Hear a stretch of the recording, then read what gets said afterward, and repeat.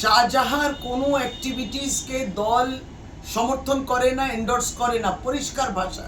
আমরা যেটা বলতে চেয়েছিলাম এবং যার জন্য সুপ্রিম কোর্টে যেটা পরিষ্কার কথা যে এটা তো হতে পারে না যে প্রত্যেকবার এই কোঅপারেটিভ ফেডারেলিজম নিয়ে যদি কথা বলেন যে স্টেট ইনভেস্টিগেটিভ এজেন্সি সিআইডি কাজ করতে দেবেন না কেন, রাজ্য পুলিশকে কাজ করতে দেয়া হবে না কেন, সব সময় এটা সিবিআই হবে, ওটা ইডি হবে, এগুলো হবে কেন?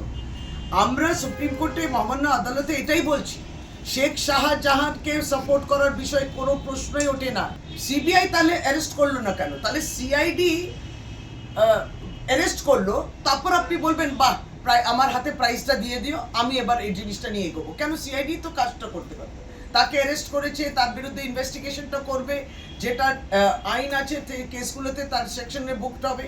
আপনি দেখবেন যে গতকালকেও ওয়েস্ট বেঙ্গল পুলিশ সিআইডির পক্ষ থেকে এই 2 পাতার প্রেস নোট বেরিয়েছে এবং পরিষ্কার করে এই পুরো প্রেস নোট আপনারা দেখে নেবেন, এটা এক্স হ্যান্ডেলেও গেছে। এটা অত্যন্ত গুরুত্বপূর্ণ, এই যে এরকম কারিমালিপ্ত করার কোনো জায়গা নেই। এবং বিশেষভাবে এই 2 পাতার মধ্যে যে শেষ দিকে আমি আপনাদেরকে বলে দিই, শেষটা যেটা হচ্ছে এটা পরিষ্কার দ্যাট হাইকোর্ট হ্যাজ ট্রান্সফার্ড, এর মধ্যে লেখা আছে 2 additional cases to CBI without any appeal। ভাবুন, সিবিআই ইডি অ্যাপিলও করেনি, হাইকোর্ট একদম বললো আহা তুমি চাওনি, তবুও আমি এটাকে ট্রান্সফার করে দিচ্ছি এই 2 additional cases without any appeal, and these 2 FIRs were not even mentioned in the prayer of the central agencies। Central agency বললো না, তবুও হাইকোর্ট একবারই দুটোকে ট্রান্সফার করলো। এই জায়গাগুলোতে আপত্তি, আমাদের তো আপত্তি নেই, শাহজাহানকে ধরা হয়েছে, শাহজাহান যে কুকীর্তি যাই প্রমাণিত যা হবে তাতেই তার শাস্তি হবে। এই যে ভুল ব্যাখ্যা যে রাজ্য সরকার কি তৃণমূল কংগ্রেস তাকে আড়াল করছে, আশ্রয় দিচ্ছে, একদম ভুল। এক সময় 2020-তে কয়েকটি রাজ্য একটি আপত্তি জানিয়েছিল, সেটা ছিল কনসেন্ট দেয়নি, তার মধ্যে পশ্চিমবাংলায়ও ছিল। কিসে ছিল?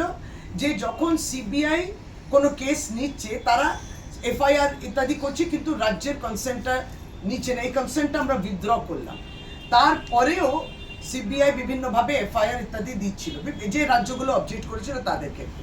এই মামলাটা সদ্য 21শে ফেব্রুয়ারি এটা আবার হিয়ারিং ছিল, কিন্তু তাতে বলা হচ্ছে যে এই নিয়ে 25 বছর হয়ে গেল, সুপ্রিম কোর্টে ফির পিছিয়ে গেল রাজ্যের করা সিবিআই মামলার শুনানি।